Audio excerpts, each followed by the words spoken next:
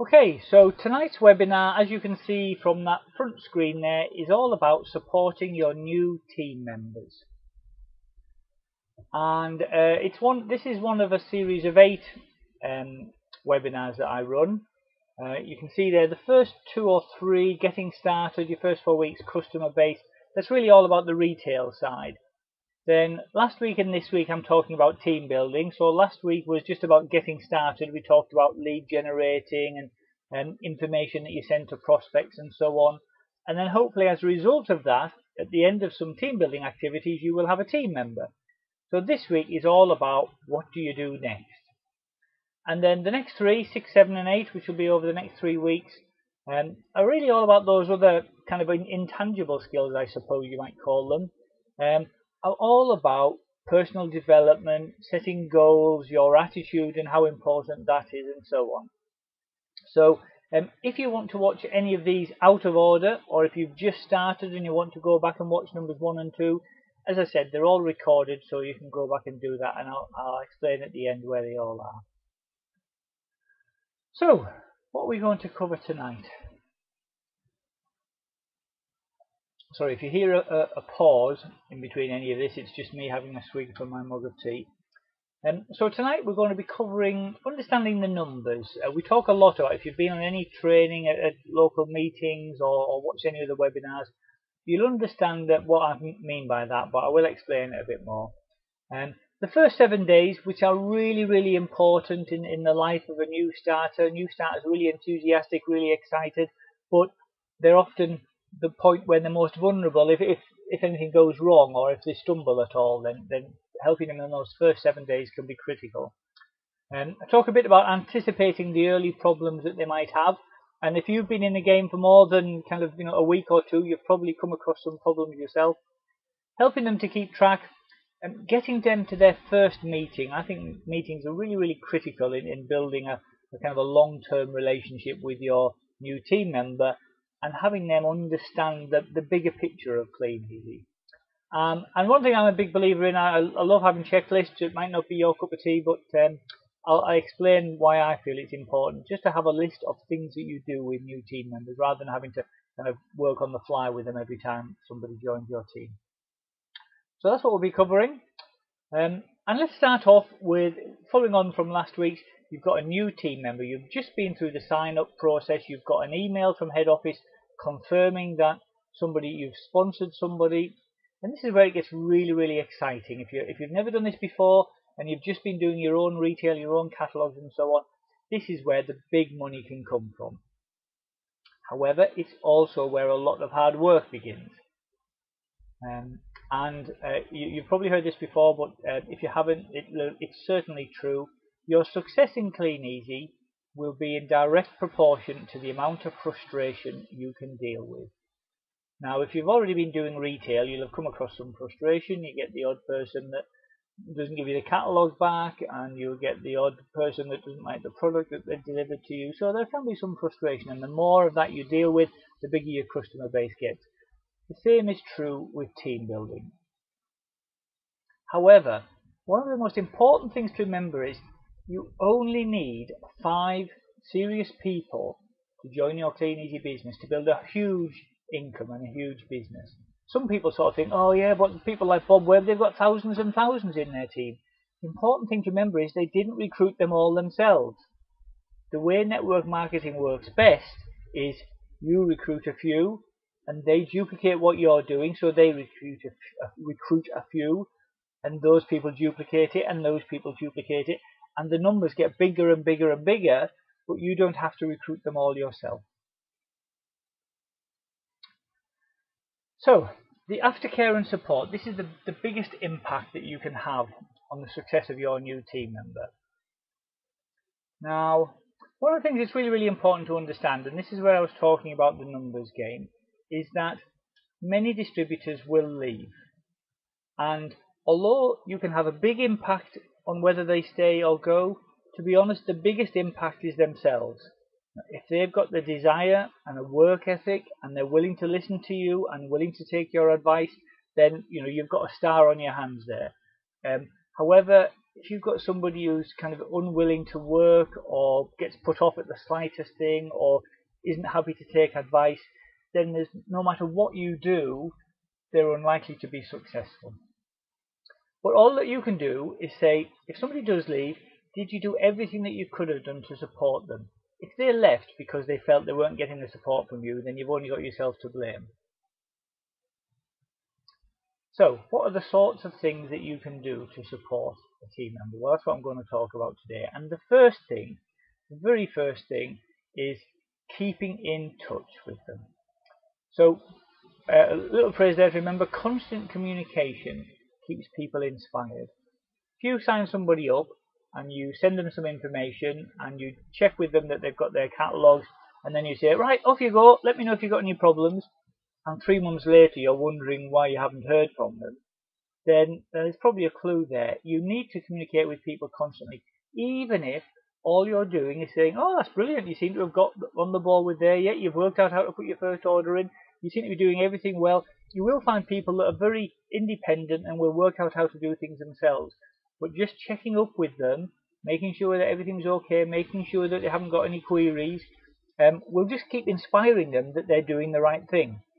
And what you will find is that your leaders, when they join, those people that you're looking for, those 5 serious people, they will start to contact you. They'll be ringing you up saying, Chris, this has just happened. I think this is probably what I would do, but I just wanted to double check with you first. Is that okay? And you can see that they're being very independent, but they're just contacting you regularly, letting you know how things are getting on. So that's a good sign if somebody starts to contact you. But if they don't, it's your responsibility as their sponsor to keep trying to contact them. So, on the basis of that, just as a quick guess, anybody who's come across this before, you probably know the answer, but on average, how many times do you think you should contact a new starter in their first 7 days? A couple of people there saying every day. Anybody else got any thoughts? Not at all? Once a week?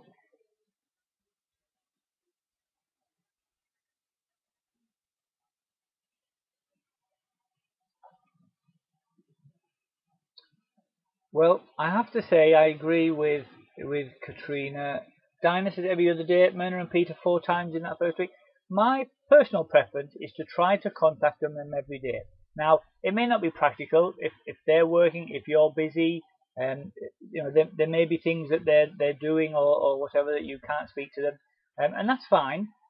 But if you aim to contact them every day and you fail, and it's maybe only 4, 5, 6 times that you've contacted them, then that's fine. The purpose of the calls, though, are they're really just to build rapport. It's just to show them that you care. When you're ringing them up, you're not saying, have you done this yet? You know, what are you doing? Have you got your catalogues out? You're not pestering them. You're just asking, has everything arrived? Did you get the email that I sent you? Have you received the welcome letter if you send them a welcome letter? Do you have any questions so far?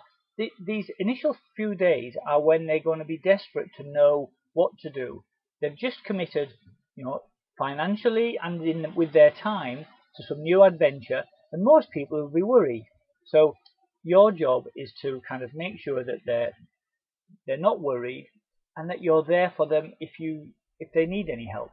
So that's the purpose of those calls. It's not like a list of things that you have to check that they've done.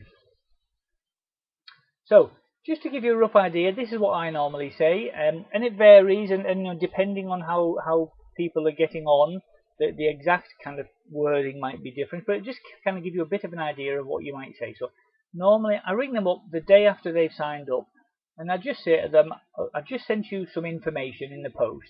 I like to send people information through the post and also an email, because different people like to get things in different way. I'll check with head office to make sure that we know when their catalogues are due to arrive, and then I'll call them up and say, yeah, your catalogues are due on whatever day it is, Wednesday or Tuesday. Have you got any questions with anything that you've received so far? And usually they haven't. It's normally once the catalogues start arriving that they start to think about questions. But the point of it is that they're getting to know your name, and hopefully they'll have stored your number on their phone, so they'll get to recognise you when you call. And they realise that you're there to help them. So day 2, I normally go through what I call a getting started checklist, and this is something that I will have sent to them in the post. So when I've said earlier about I've sent you an information pack, it's really kind of like a welcome letter with a few things in there.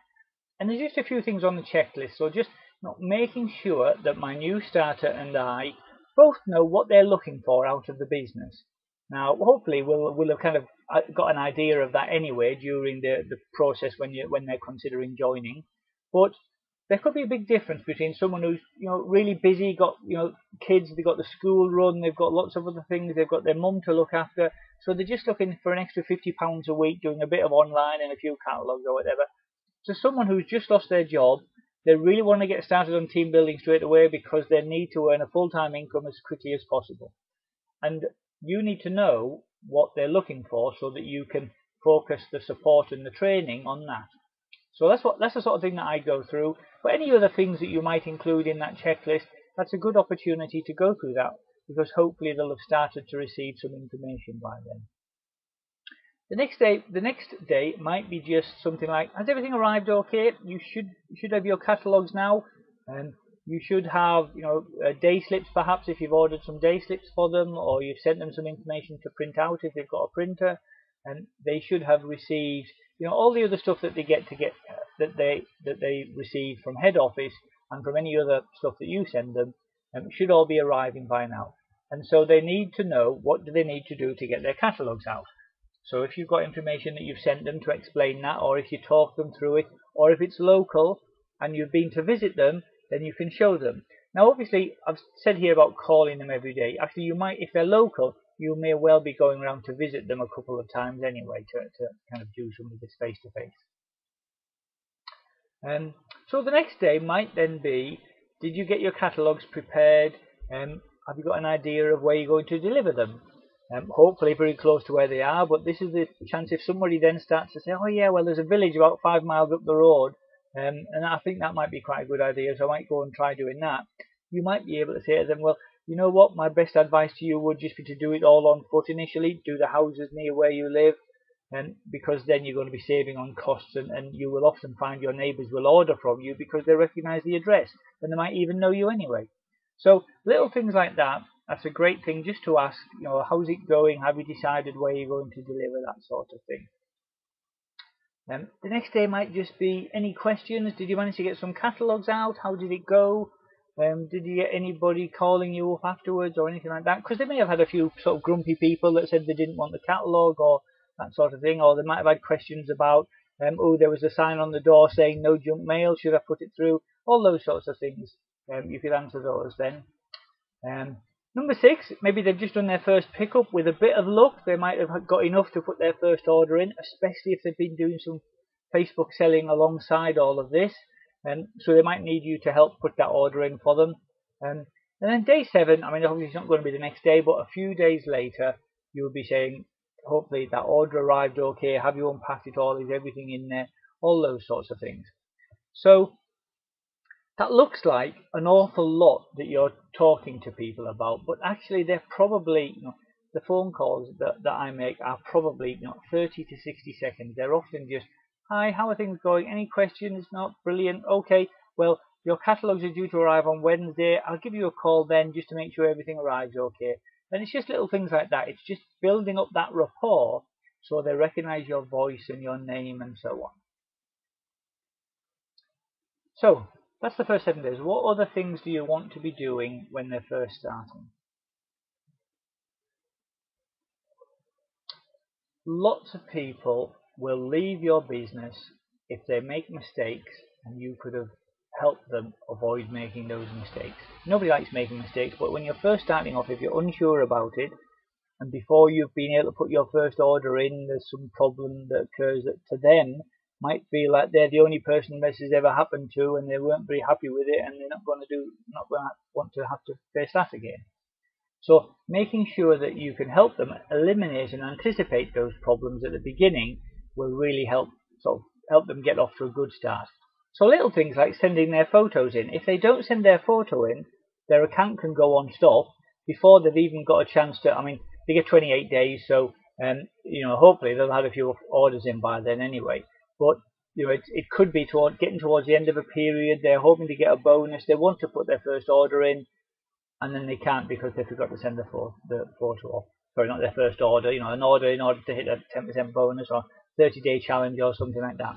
So making sure the photos are sent in, and just kind of preparing them for what they're likely to come across. So obviously on the catalogue side, it does rain in this country. There will be times when they do a pickup and they don't get many orders. Sometimes they'll do a pickup, they might not get any orders. They will come across some grumpy people. There's some lovely people out there, and those are the ones that will order from you. And we all love our fantastic customers. But I love that Jim Rohn's phrase in his fantastic CD. He says, there's only half a dozen grumpy people in the whole world. They move around quite a lot, but there's only half a dozen of them. So when you come across somebody like that and you think, oh God, what a grumpy old so-and-so he was, just say to yourself, but there's only half a dozen like him in the whole world. I can cope with that, and move on. A good thing to give them as well is a list of the names and the telephone numbers of their upline, so of your upline. So hopefully they will have your details, but also your sponsors' details and their sponsors' details, so that if they need to contact somebody and you're not available, they know who to contact. And also, if you're starting to take them to meetings and they're coming along to either local opportunity meetings or team sizzles or whatever, then they're going to start to recognize these names. And it's really important, because when you see the success of people in your upline, like my upline, it's Sue Marshall and John Hawkes and Bob Webb, those successes of people that I now know and love and trust are really inspiring, because you get to know them and you think, actually, they're just ordinary people like me who've been doing what I do, but they've just been doing it for longer, and you can see what their successes are like. So once they get to know and meet their successful upline, that can be really inspiring for them. Informing them of their next local open evening or team sizzle, that's really, really important. Getting people to local meetings is really, really important. So make sure they know when that is so they can put it in their diary. And then talk a bit about building your customer base. And this is really important. The reason I put this in here is a lot of people will go out, the first time they put their catalogues out, they might put 100, 200 catalogues out, they collect them all back up again, and they only get a few orders, and they think, oh, crikey, is it going to be like this all the time? And they really need to understand that the steps that you go through at the beginning to build your customer base, when we all start with no customers, a bunch of catalogues, a bunch of enthusiasm, and gradually you build up more and more and more customers till you get to the point where you're only delivering to your happy customers. And that, once somebody understands that's how it works, and they can see themselves getting closer and closer to having a nice customer base, it's much easier for them to continue on. If they just think that it's going to be like their first drop every single time, then if that wasn't a great drop, then they might feel a bit disheartened about it all. And just talking to them regularly, as I said earlier on, just making sure that when their kit arrives, you're ready to speak to them, explain what to do, and give them a call when after they've done their first drop. Give them a quick call. How did that go? Did you have any questions after their first pickup? And when they go to place their first order, they might need to help you with that. Sorry guys, my phone's calling, but my phone's ringing, but I'll have to ring them back. Okay, other little problems they can have. If somebody starts on installments, make sure that you know and they know the dates of their next payment. Because if on the date of the next payment, if that payment doesn't go through, so if there aren't sufficient funds on the card that they use, then their account gets put on hold. They've got a couple of days to sort that out, so they can ring their help desk and make that payment. But if they don't sort it out for 2 or 3 days, then basically the only way they can get their account activated again is by paying off all of their installments. So if you've got somebody and they've just joined, they've paid their 25 quid, they forget about their £45, and then a week later they say, oh well, I'll just pay that £45 off now, I'm ready to put my next order in. They're going to have to find 135 quid to pay off all the installments. So really, really important that you know when their installments are due, that they know as well. And if they do miss one for any reason, get it sorted out as quickly as you possibly can. As I said, they know what their dates are, and don't miss one. Bump, bump, bump. Yep, there. Just kind of explained all of that. Okay. keeping track. This is really helpful as well, especially when it comes towards bonuses and getting towards the period ends and so on, because new team members don't really understand, well, most of them won't understand how the bonus system works. They won't understand about SPV and bonus points and bonuses and how to get your 10% and 13% and so on. So it's really important that you help them. And you do that by, firstly, as I said near the beginning, finding out how much they're looking to earn. If they're looking to earn an extra £50 a week, they can do that by getting to 10%. That will, be around about 200 to 250 pounds in earnings. And make sure that when they explain what they want to earn, then that it's realistic. If you've got somebody that says, "Oh yeah, I'm really keen. I've just lost my job. I could do, I need about £1,000 a month, and I've got a couple of hours on a Saturday morning," then it's not really realistic that they're going to earn that much from just a couple of hours on a Saturday morning. So you need to understand how many catalogues they need to put out. And for people that are just joining to do the online side, it's a little bit harder because we don't kind of have the averages, if you like. We don't have the history to know if you, on average, if you go on to 30 Facebook sites and you post 2 adverts a day and you have a group of 500 customers, how much you learn. We're still kind of building that information up. But what we do know is we can say to them, put these catalogues out, do the online selling alongside that, and that online selling will top up the catalogues orders to help you get your bonuses. But once they know how many catalogues they need to put out, so if they're looking for £50 or £100 a week, they're probably looking at putting out 250 catalogues once or twice a week to do that. They can put them out 3 times a week if they want to, and obviously if they're looking to earn a bit more.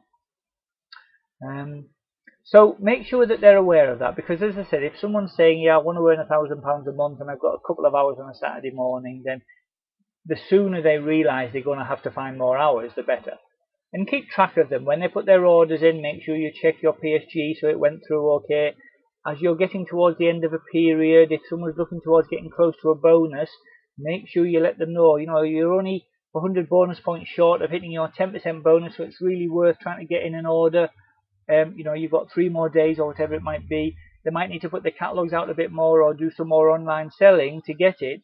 But if they miss out on a bonus just because of an extra 20 or 30 pounds in orders that they didn't realise they had to put in, they'll be really frustrated, and that might be enough to tip them away from the business, all because you didn't help them keep track. Explain to them the bonus system, and just help them set their first goals. The 30-day challenge is great for getting free catalogues to top up those that they lose, helping them get their 10% bonus and so on. Now, there isn't a 90-day challenge now. I think that was related to when we used to have the SSB bonuses and so on, so I need to update that. So, what are the other things that are really important to help with your new starters? Well, meetings and training, so important. So you guys are already on the ball because you're here. This is a great way to get a bit of training. It's really easy to invite your team members, new team members, to join these. A great way to get a bit of training and start to see what some of the other people are doing in the business. But actual face-to-face local meetings, opportunity meetings, team sizzles and so on are really important as well, because that's where they will get inspired by seeing what other people are doing and just seeing the fact that other really successful distributors who are earning thousands of pounds and going off to Jamaica and Dubai and India and all these fantastic places, actually they started off exactly the same as they did. No customers, no team members, a bunch of catalogues and a bunch of enthusiasm. And once they realise that, it really inspires them to try to grow a business as well. And one of the things I'm really keen to promote is the fact that sometimes you could say, well, yeah, the only thing is that my sponsor lives a long way away and there isn't a local meeting to us, and my friend doesn't have a computer, so I'm not really sure how to do all of those things. And sometimes you just need to take responsibility and be the leader for your new team member. So maybe you need to organise a little team sizzle. It doesn't have to be a lot, just a cup of tea around your house once a week. And as you start to invite more and more team people, maybe you'll get a few of them that will say, well, look, why don't we all get in the car together and drive up? There's an opportunity meeting, it's a couple of hours up the road if that's the next one, but we can do that. We'll have a great time, make an evening of it, and by showing that leadership, even if you don't feel like a leader yet at the moment, it doesn't take much, just 1 or 2 small steps. By showing that leadership, you will inspire the people who have joined your team. Okay, I mentioned at the beginning a little checklist. I'm not going to go through all of this in detail. It's just a kind of an idea of the sorts of things that I check that my new team members are happy with. So you can have a little look through that list. Things like making sure that obviously you've got all of their details, you know when they joined, so you know the dates of their installment payments, their 30-day challenges and so on. You might have an autoresponder. I've got an autoresponder with some welcome emails that I send. I need to remember to add them to that. You need to remember to send a welcome letter. So have a little look through that. I'm not saying you should do everything that I do, but what I'm saying is if you're going to be serious about building a team, you need to kind of have a bit of a system for what you do when they start up. And having a checklist is a great way to get started with that. Okay, so the other thing that you'll need to do, and you'll be able to help your new starters once they start team building themselves, is just keeping a track on your PSG. So that's your personal sales group. That's basically how your business is growing. Once you go beyond your own personal retail and you start having team members, then those team members are in your personal sales group. And each period, it's useful to see, is my business growing? So how many active distributors have I got in my team? And by an active distributor, I say somebody who's at least put in 1 order in that period. How many new distributors did you bring in? How many serious distributors are there in your team? Now that's a bit of a general question, but you'll have an idea. You will know if you've got 3 or 4 or 5 or more team members, distributors in your team, you'll know the ones who are serious. And as you bring new ones in and you start to see the signs of somebody being quite serious and already being a bit of a leader themselves, then it's quite exciting as you see the number of serious distributors in your team growing. And just keeping track of your sales. These are all just great ways to help you see if your business is growing in the right direction. In the words of the fantastic Jim Rohn, if you're making measurable improvement in reasonable time, then that's great. That's all we can ask from you. Yeah, Dinah, that checklist, a good point from Katrina there. On the recording, which will be available tomorrow morning, if you get to that point, you could do a screenshot of that. If for whatever reason you can't, let me know and I'll kind of print it off, or I'll send it out in an email or something. Okay, so just coming towards the end of the webinar, I just want to ask you a few questions. Just to see who's still awake. Anybody been asleep? Oh, look, Amanda and Andrew, I haven't even asked a question yet. How many serious people do you want in your team, everybody? 1,000? 1?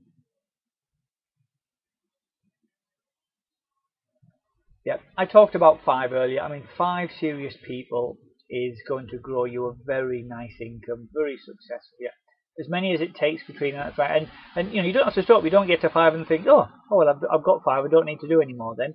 But it's kind of like a goal. In the Kleeneze pay plan, we talk about if you get to becoming a gold distributor, then that's kind of like the first big building block in your business. And you become a gold distributor, and that's the kind of first opportunity for qualifying for one of the big international conferences. If you can get 5 people in your team who are themselves gold distributors, then that effectively makes you a senior executive distributor, SED, and this is kind of where the bigger income, kind of £3,000, £4,000, £5,000 a month and more, come from.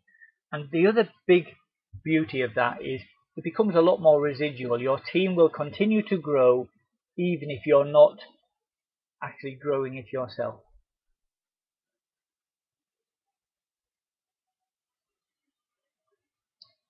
So yeah, I said aim for 5. So when you get a new starter, how often did I say you should call them? Yeah, I said every day. You might find that 5 or 6 times a week is fine, and there may be times when you've just spoke to them one evening, you're busy the next day or whatever, something crops up, you just don't get a chance to call them. It doesn't have to be every day, but if you aim to call them every day and you fail miserably and only call them 4 or 5 times in a week, that's great. As I said there. Okay, so hopefully you've kind of had an idea of what I was going through there. I talked a bit about the numbers, the fact that not everybody who joins will stay, and all that you can do is say, did I do everything I could have done to support them?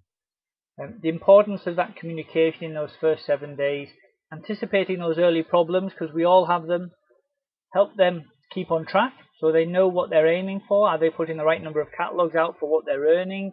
And make sure that you're aware of their bonus dates and so on, and that they're aware you're approaching the end of the period. Excuse me. Getting them to local meetings, whether that's just a cup of tea and a little sizzle with you and the dog, or whether it's a big Birmingham conference with thousands of us, and get them to those meetings because they're really, really useful. And as I said, they're having a little checklist I find really useful.